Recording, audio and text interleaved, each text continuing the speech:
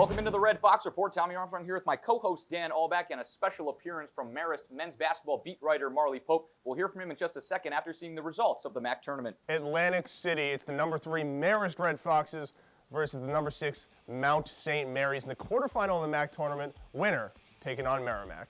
Halfway through the first, it's Jaden Collins-Roberts. He's going to find Tariq Watson in the paint, who slams it down with authority. The dunk, capping off a 5-0 Marist run. Game tied 9-9. Later in the first, Arlandis Keys is going to steal it from Jackson Price. Takes it all the way up the basket to the layup. Keys, a strong performance, finishing with 11 points, tied for second most on the team. The Mount leading by 3, it's Lipscomb. Behind the back pass to Dola Adebayo, who fires and gets it to go. Nice swish there. The three-pointer, part of a 7-2 Mountaineer run. The Mount leading 27-19 going into halftime. Tommy, both teams struggling on offense. Marist only shooting 23% from the field. Yeah, 13% from three-pointer. Not great percentages from either side. See how they rebound in the second. Second half opens up. Keys walks it up the court. No defender on him. Wide open three. Gets it to go. The defensive miscommunication leads to a 9-point Mountaineer lead. Now with just 3:30 left, Marist needs to get something going.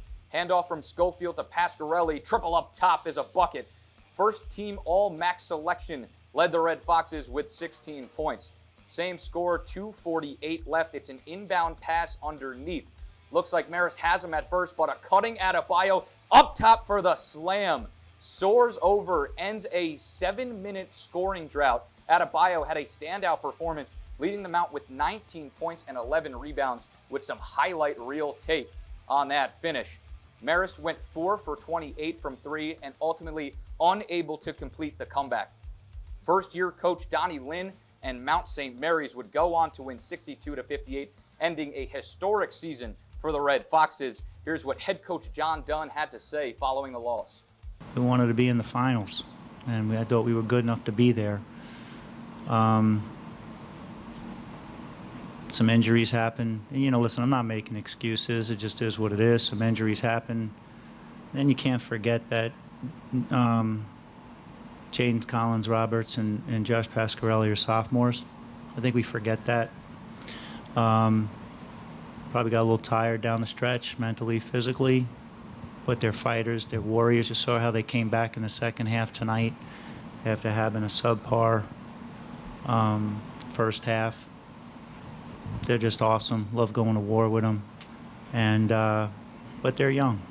They're young. They're super mature, so you forget that they're just sophomores. And yeah, listen, we're just going to work hard. That's all you can do, right? Work hard and see what happens with the roster and get ready. Workouts in a few weeks. Back in studio with insider Marley Pope. Thanks for joining us today. Marley, a lot of historic milestones this season, but ultimately falling short. Walk us through what happened in this season.